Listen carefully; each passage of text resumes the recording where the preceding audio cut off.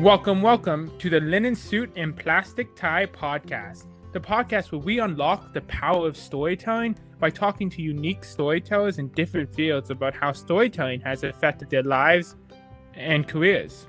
I'm Gaurav. And I'm Kevin. Hey Kev, Snyder Cut came out a couple weeks ago. It was so good. It was dark, it was edgy, it was 4 hours long. It gave me Watchmen vibes, it gave me DC vibes. It gave me Dark Knight vibes, and it wasn't a weird amalgamation of DC elements and MCU elements. It was pure DCEU that Snyder has been building up. It was dark, it was edgier. And I think that was the essential problem with Joss Whedon's version, was that he tried to make a Marvel-esque DC. And I think that's the idea of perception and audience building and essential themes that Eric was talking about last week, where your audience, your brand has themes from years of building, from connections with characters. If you try to steal from other companies in the 11th hour, it's not going to make that same emotional connection with the audience that's connected with your brand. Yeah, I mean, it's pretty incredible that as audience, we do have preconceived notions of how characters and the world they live in are, how the overall atmosphere should feel like. And when you do try to forcefully almost plant the atmosphere, it is going to throw people off. And that, I think, is something that all storytellers, from the biggest brands to all the indie storytellers, we should all think about. So Gaurav, why don't you tell us about our guest for today?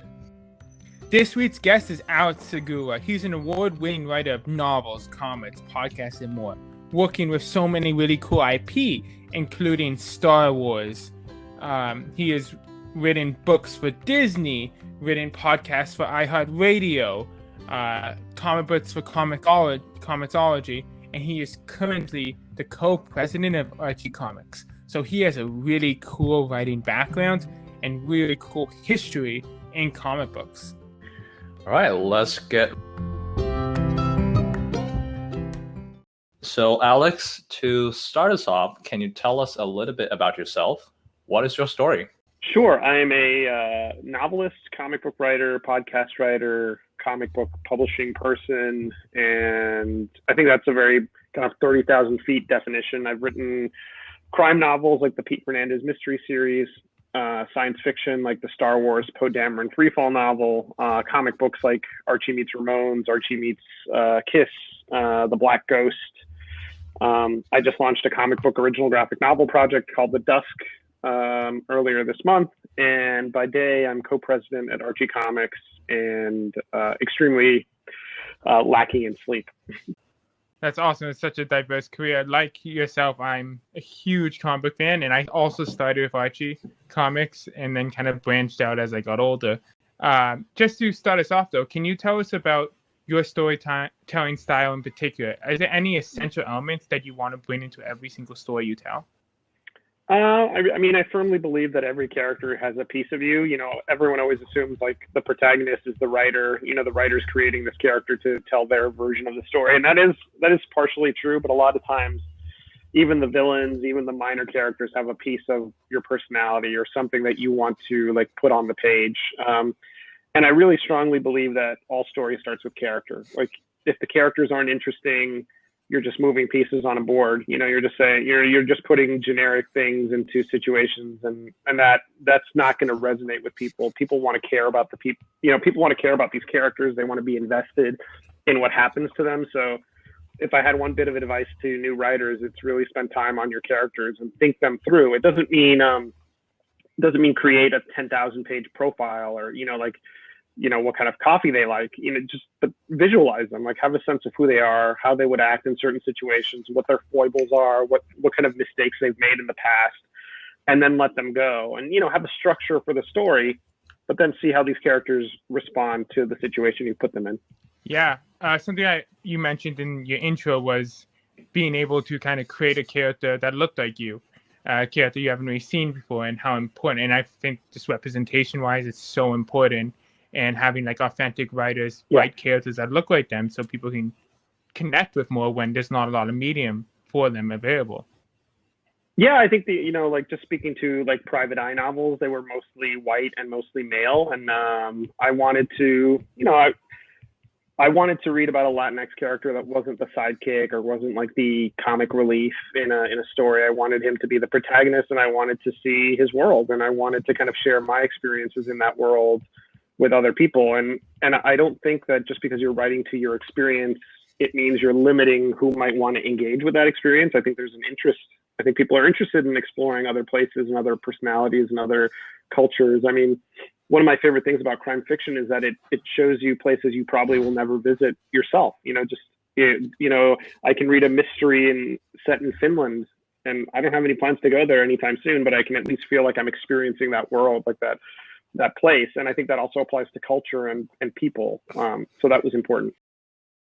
Very true. And you just mentioned a bit about the kind of the unique advantages of crime fiction as a format. So I want to delve in a little bit more into that as well, because you have worked on a lot of the different formats of stories, such as novels and comics and more. So could you walk us through a bit about, some of the unique advantages or constraints of each of these formats you worked with?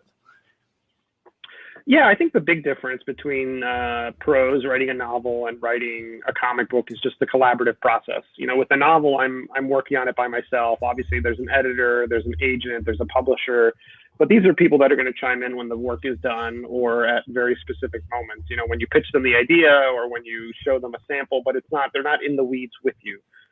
So it's very much your creation, and it's you're in charge of everything. You're in charge of the descriptions, the plot, the camera angles, the casting. It's like it's more of an auteur situation where you're in control of the whole process as opposed to just being a piece of it. Whereas with comics, it's much more, I've played music with people before, and that's the best example, that you're jamming on something together and hoping that each of your contributions can come together to make something even cooler as a combination, When I write a script and hand it to the artist, I have an idea of what I want it to look like, but I also want to give enough room so that the artist, when they interpret my script or my plot, they can input their own style and their own personality into it. And hopefully those little things will make it greater than what you envisioned at the beginning.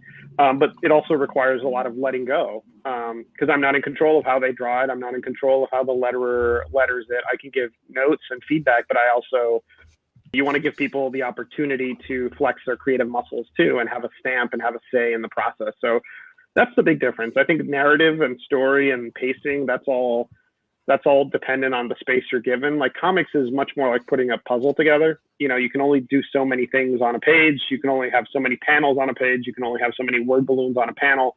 So writing a comic book script is kind of a formula, not in terms of the story, but in terms of the space you have to fill. Whereas with a novel, you can spend 20 pages describing a room. I wouldn't recommend that, but you could. There's no limit. It's kind of a never-ending.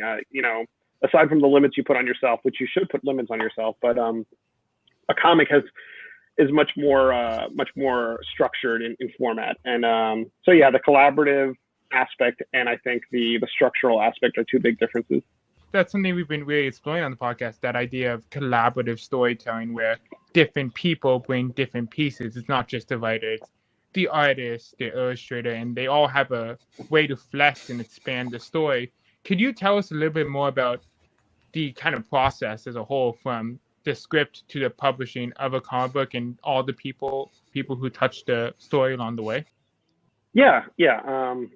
The process is usually, and I'll just take a creator-owned example instead of, let's assume you want to create your story, have an idea. Obviously, you flesh out that idea based on the characters and you create a plot. And a plot can vary in length. It could be a page, like a couple paragraphs, or it can be a page-by-page breakdown of what you want to happen. And if you're working Marvel style, which means the plot goes to the artist instead of the full script, you send that plot to the artist and you basically say, you can break this down into panels as you see fit, and then I will come back later and add the dialogue and add the captions. And so then the artist will draw the comic based on the breakdown. then it goes back to the writer. The writer will determine, kind of tune in and say, I want this caption here. I want these, I want these characters to say this, and type that into a lettering script, which is basically a document for the letterer to then go in and put in the word balloons and the captions. And sometime between the artist being done and the lettering script, the colorist can come in and start coloring the pages. And each of these stages is then routed around to other people to give feedback and give notes. And you obviously want to proofread, but that's a very basic, broad strokes, step by step. So once the lettering and the coloring are done, then you have a complete comic book. Now, you've also mentioned that you've been working on a comic book with NPR's Planet Money, and that's kind of based on a more economics topic. And so could you tell us a little bit more about, the challenges or the unique things about writing such a story that is both highly educational, I'm assuming, and as well as still being entertaining, being a comic book? Yeah, so the story behind that is, Planet Money is NPR's economics podcast, and they what they do is they spotlight certain things, economic topics or business topics, and kind of drill down and create narratives, kind of podcast narratives to educate but also entertain. And so one of the things they wanted to explore was intellectual property through the prism of comics, and basically with the high concept being, we're going to try and buy a superhero from a comic book company, with the idea being like, we'll then own a superhero, we can then monetize and merchandise it in the same way Marvel, DC, and all these other companies have done. So they interviewed me for the first episode of the series in my role as co-president at Archie, and I explained to them that companies are not going to sell superheroes. It's just the IP is of great value. You're literally one story away from even the most minor character becoming a huge entertainment success. I mean, you look at Groot, or you look at other small, characters that were not major players in comics, but somehow translated into another medium. And so then they had to kind of pivot narratively for the podcast, and they decided, well, we're going to take a public domain hero and make it an NPR superhero, and we're going to create a comic book. And they found this golden age character called Microface, who was created by this artist called Alan Ulmer in the 40s. And the character basically has a huge microphone helmet. I'm making motions with my hands as if I'm not in a podcast, but he can throw his voice. He can X-ray vision. It gives him a lot of audio and visual powers. And it just felt like such a perfect fit, despite the kind of clunky name, to have a podcast superhero be called Microface and have audio powers. And so then they approached me and said, would you want to help us put this story together? And I said, sure. And we got Jerry Ordway, who is a legendary artist and writer who's done stuff like Superman, Infinity Inc., Justice Society, and a ton of different things to redesign the character.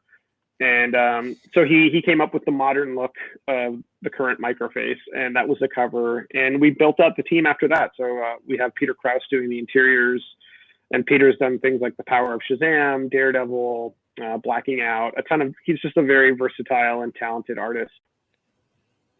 But I love what you say about one story away from something being a hit. And it's kind of a good commentary on how comics were formed and morphed, is that a lot of comics are really a reflection of the time they're in, like war comics coming out in the 50s, things like that, where superheroes were formed, and Captain America fighting Hitler, things like that. Comics are such a reflection of the time they're in because they're so iterative. And it kind of goes into the need for comics to grow and change, and how even though IP that might not be super successful right now could be big based on the story or the timing.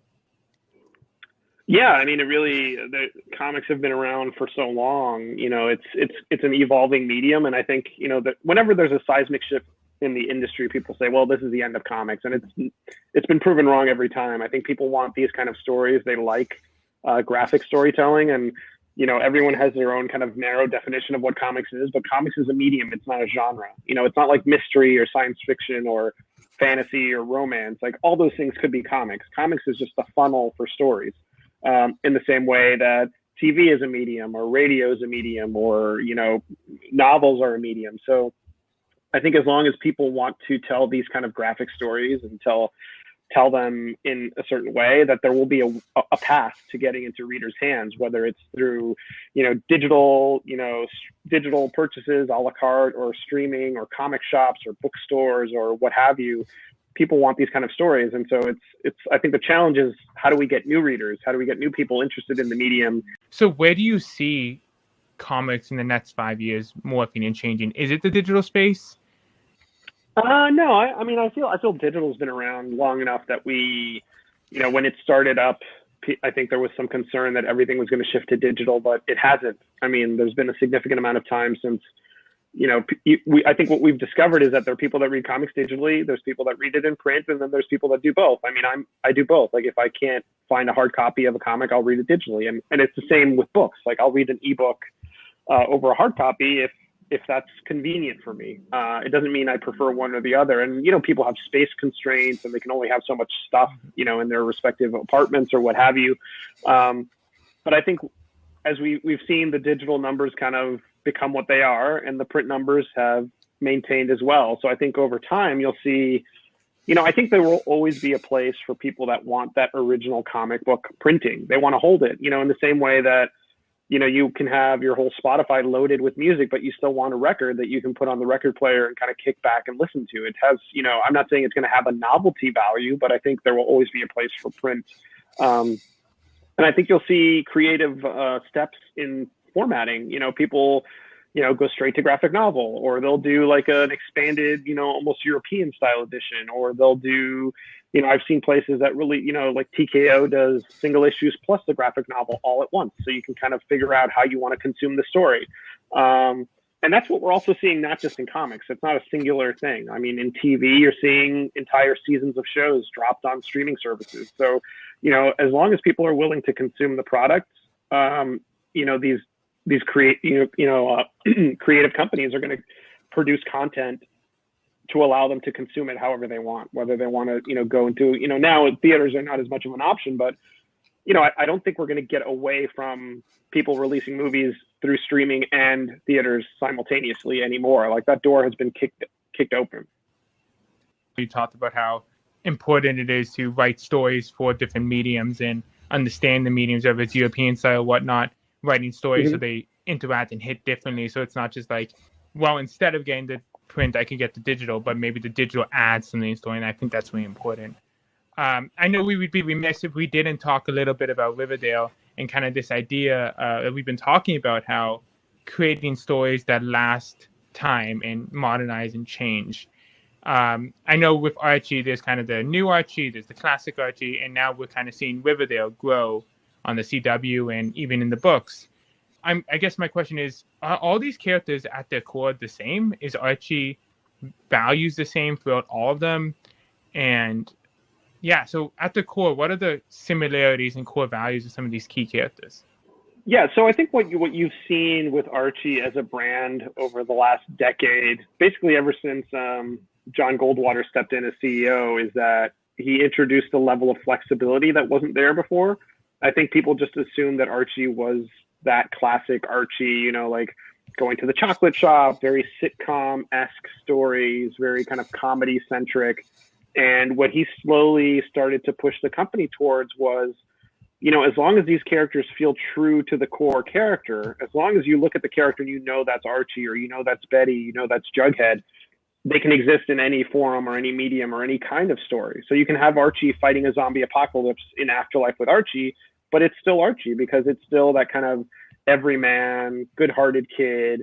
You still have the same kind of dynamics between the characters. Jughead still likes burgers. All those things are still there. You can still recognize the characters, but it's a different genre. It's a different take, different format. And so I think once that happens, stuff like Afterlife, Life with Archie, which is a futuristic look at Archie married to Betty and Archie married to Veronica, or things like the Mark Waid, Fiona Staples Archie series, where it's a much more YA, like teen drama take on the characters. People start to be okay with the idea of the IP being kind of pulled and tugged in different directions. And I mean, we've done stuff like Archie meets Predator twice. He's met Sharknado. It's like, People are hungry for those kind of bonkers, off-the-wall stories. As long as the characters are recognizable and true to their origins, it's not like we're not making Archie like a serial killer or doing these terrible. We're not twisting the IP for the gag. It's still Archie. It's still the characters we love and fans love.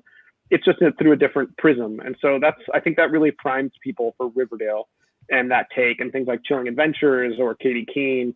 So I think that's just the beginning of what you'll see with the IP. Yeah, I love that idea, about how you can see the similarities. Like, you see the dynamics in Riverdale, you see it in the comic books. And as a classic comic book Archie comic fan, I was like excited for Riverdale, and then taken aback to the take, because that flexibility is kind of new still. But I love that idea that as long as you stay core to dynamics, it's still the same character, just doing different things for a different audience. Are you seeing Archie branch out into more audiences as well? Yeah, I mean, all the TV shows have created a level of awareness that I don't think we've seen for some time for the brand. And I think, we've made some great partnerships to also get stories into other mediums. Like Scholastic is doing novelizations based on the Archie characters. We're doing podcasts with Spotify. We're doing audio adaptations of some of our best graphic novels with this company called Graphic Audio. And we are ever present in the comic book market. So I think for Archie, it's such a timeless brand that I think being in more places more often is helpful. I'm wondering why. Why do you believe Archie's been so timeless?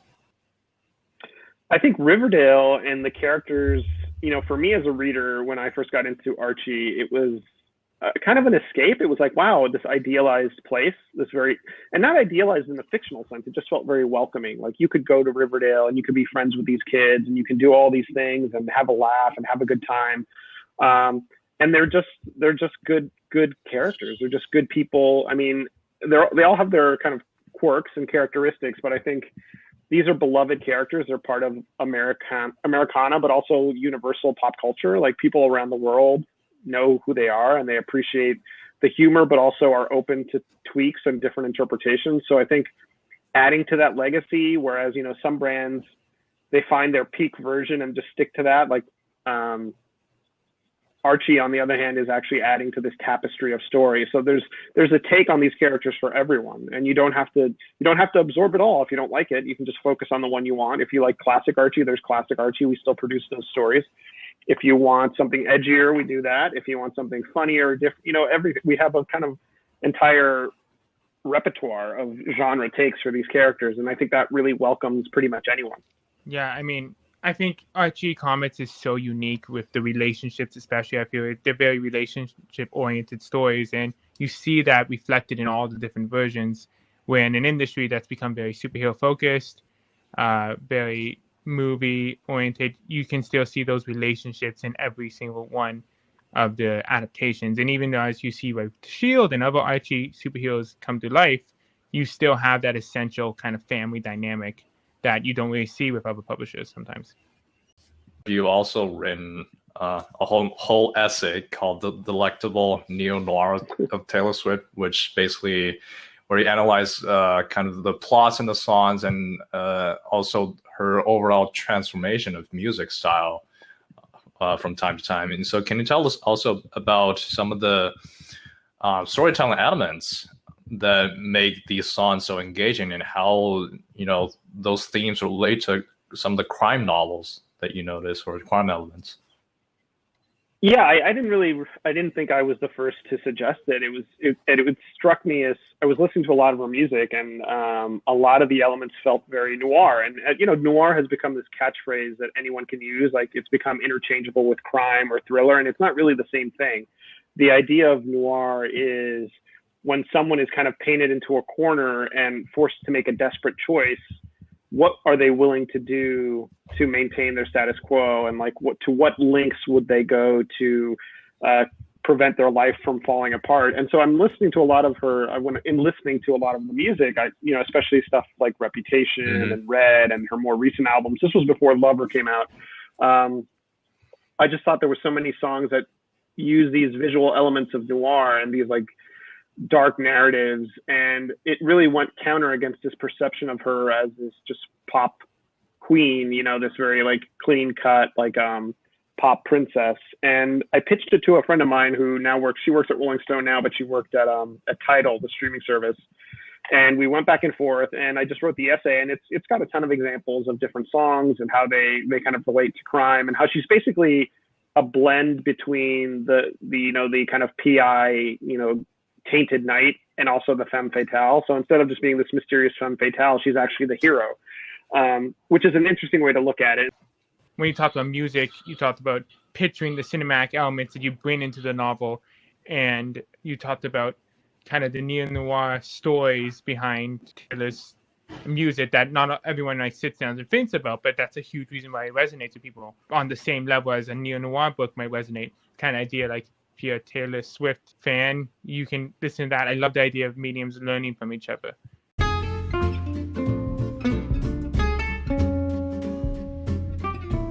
So to bring it close to every one of our episodes, we have this segment called Suspenders.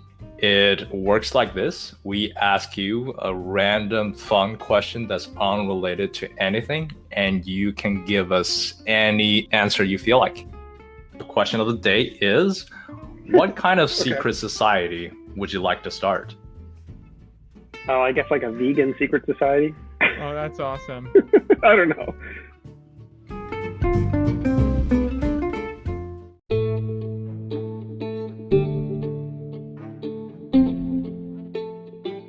Come back to Top Hat, the segment where we digest the conversation we just had with our guest. This week, we talked to Alex Segura. Yeah, I think my first learning was the idea about reboot culture. Everything being rebooted nowadays. Some really well, some really weird, some very aggressively mediocre. The ones that work are the ones that stay true to the essential characters. And this is the idea of Archie Comics and Riverdale.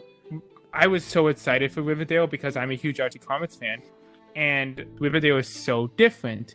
It's much edgier, and it's much different than the boy next door, the girl next door type of stories that Archie was. But Archie Comics was always about the family, and it wasn't about big explosions of superheroes. It was about the characters.